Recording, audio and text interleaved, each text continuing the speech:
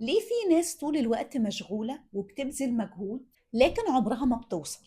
وليه ناس تانية رغم إن عندها نفس ال 24 ساعة بتنجح في شغلها وعلاقاتها وحياتها؟ الحقيقة إن المشكلة غالبا مش في الوقت ولا في الذكاء ولا حتى الحظ. المشكلة في العادات.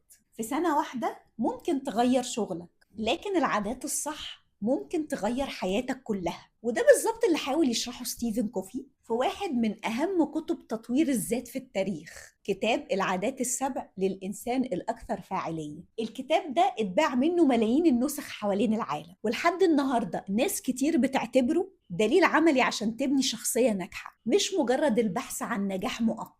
في الفيديو ده مش هنعمل مجرد ملخص للكتاب، هنفهم ليه العادات السبعة دي غيرت طريقة تفكير ملايين البشر، وإزاي ممكن تطبقها في شغلك ودراستك وعلاقاتك وحتى مع نفسك. ولو طبقت قاعدة واحدة بس من اللي هنتكلم عليهم، ممكن تكتشف إن أكبر تغيير في حياتك بدأ من قرار صغير. المهم في الكتاب إن الكاتب ما بدأش يعلمنا إزاي ننجح مع الناس، لكن بدأ يعلمنا إزاي ننجح مع نفسنا الأول، لأن العلاقات القوية بتتبني على شخصية قوية. وعشان كده أول 3 عادات من الكتاب رحلة للاعتماد على النفس، والعادات اللي بعدها هي اللي بتتكلم عن نجاحنا في علاقتنا مع الناس التانية. يلا نبدأ بأول عادة، ودي العادة اللي بيقول عليها المؤلف إن هي الأساس اللي بتتبني عليه كل العادات اللي بعد كده. العادة الأولى إنك تكون مبادر، أنت مش ضحية. في شخصين ممكن يعيشوا نفس الظروف تماما، نفس المشاكل، نفس الضغوط ونفس الخسائر، لكن واحد منهم بينهار ويقول أنا كده بسبب الظروف، والتاني بيسأل طيب إيه اللي أنا أقدر أعمله؟ إيه اللي أنا أقدر عليه؟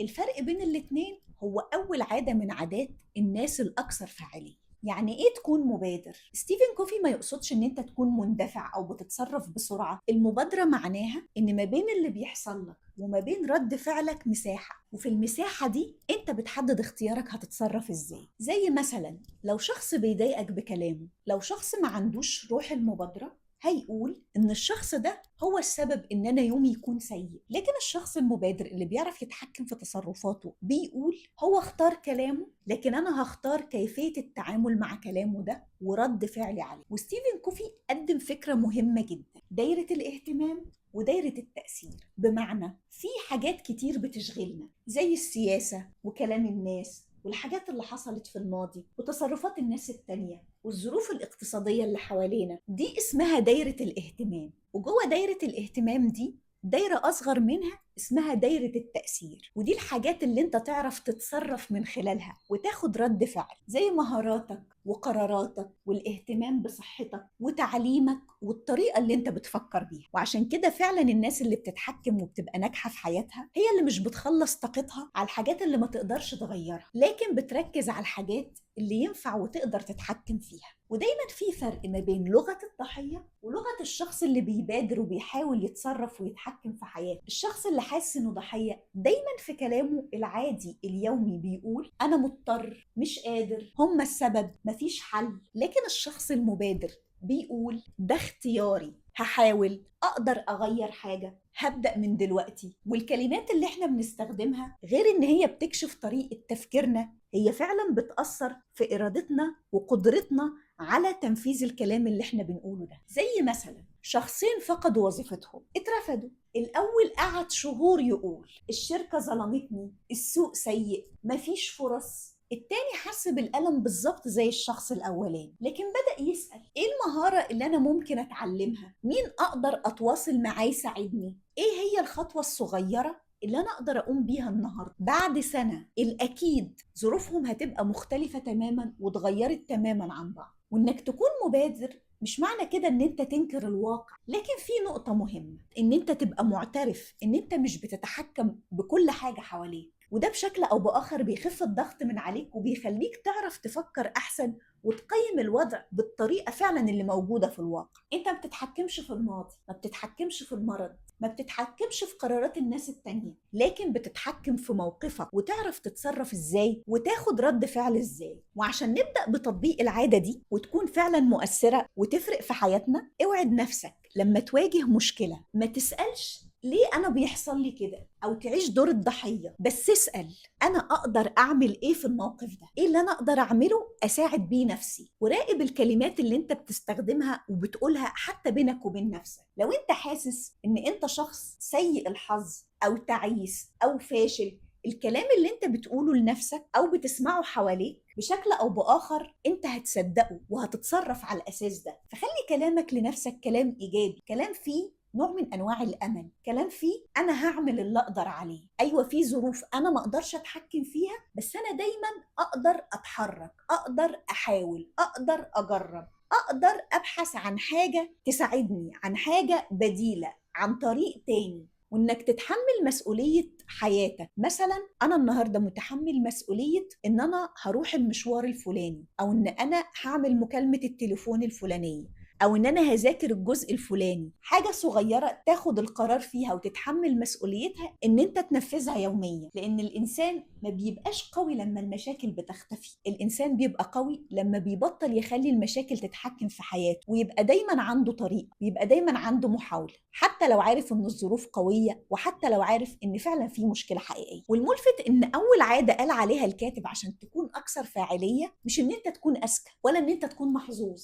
لكن ان انت تعرف ان انت مش نتيجة للظروف. ممكن ما بتبقاش بتختار كل اللي بيحصل لك، ده اكيد، لكن دايما تقدر تختار رد فعلك، هتتصرف ازاي في اللي حصل. وانت شايف نفسك شخص مبادر، ولا دايما حاسس ان الظروف هي اللي بتتحكم في وضعك وقراراتك؟ والعادة التانية ان انت تبدأ والنهاية في ذهنك. قبل ما تبدأ اعرف انت رايح فين، العادة اللي هتغير حياتك. اكبر غلط انك تضيع مجهودك وتجري من غير ما تبقى عارف انت رايح فين. تخيل شخص ركب سفينة وفضل في البحر ايام وشهور، بيشتغل باجتهاد وبيتحرك باستمرار، لكن لما حد سأله انت رايح بسفينتك دي فين، اكتشف انه مش عارف اصلا رايح فين. دي ممكن تكون حياة ناس كتير مننا، واحنا مش حاسين، مش عارفين احنا عايزين ايه بالظبط. بنشتغل ونجري من غير ما نسأل نفسنا السؤال الأهم، أنا عايز أروح فين؟ ومعنى جملة ابدأ والنهاية في ذهنك، ستيفن كوفي بيقول إن كل حاجة بتتخلق مرتين. المرة الأولى في عقلك، في الواقع اللي احنا عايشين. يعني قبل ما تتبني أي عمارة في الواقع بتكون فكرة في عقل المهندس، وقبل ما الكتاب ده يبقى بين إيدينا كان مجرد فكرة في ذهن الكاتب. حياتنا برضو محتاجة إن احنا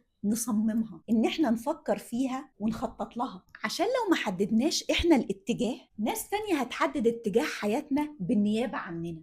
والفرق من ان احنا نعيش بالصدفة او نسيب الدنيا تودينا وتجيبنا زي ما هي عايزة، وبين ان احنا نبقى عارفين بجد احنا عايزين ايه، ان في ناس ممكن تعيش بس مجرد رد فعل. يروح يقدم في وظيفة عشان كل الناس بتقول عليها كويس، يمشي في طريق معين عشان معظم الناس بتمشي فيه، يقضي وقته في حاجات هي أصلا مش من اهتماماته بس عشان معظم الناس بتقضي وقتها كده. وبعد سنين يسأل أنا وصلت إزاي لهنا، أنا إزاي اتغيرت كده. لكن الشخص اللي بيبدأ وعارف هو عايز إيه دايما بيسأل أنا عايز أبقى إيه الحاجات اللي أنا مش عايزها ومحتاجة أسيبها، إيه القيم اللي أنا المفروض أتمسك بيها وما تنزلش عنها في حياتي. والكاتب طرح فكرة مهمة، قال تخيل ان ده يوم جنازتك، مش بالمعنى السلبي ان انت مت، بالمعنى الايجابي، كأنه تمرين. الناس اللي بتحبك بتتكلم عنك، انت عايزهم يقولوا ايه؟ لو انت عرفت من دلوقتي انت محتاج يبقى رأي الناس فيك ايه، وانت مقدم لهم ايه، وكنت مؤثر في حياتهم ازاي، هتحاول من دلوقتي تكون الشخص اللي انت بتتمنى يكون ليه التأثير ده في حياتهم بعدين. عايزهم مثلا يقولوا كان شغال طول الوقت ومش فاضي، ولا كان دايما موجود مع عائلته. عايزين بس يفتكروا نجاحك ولا أخلاقك وتأثيرك. التمرين ده مش عن الموت،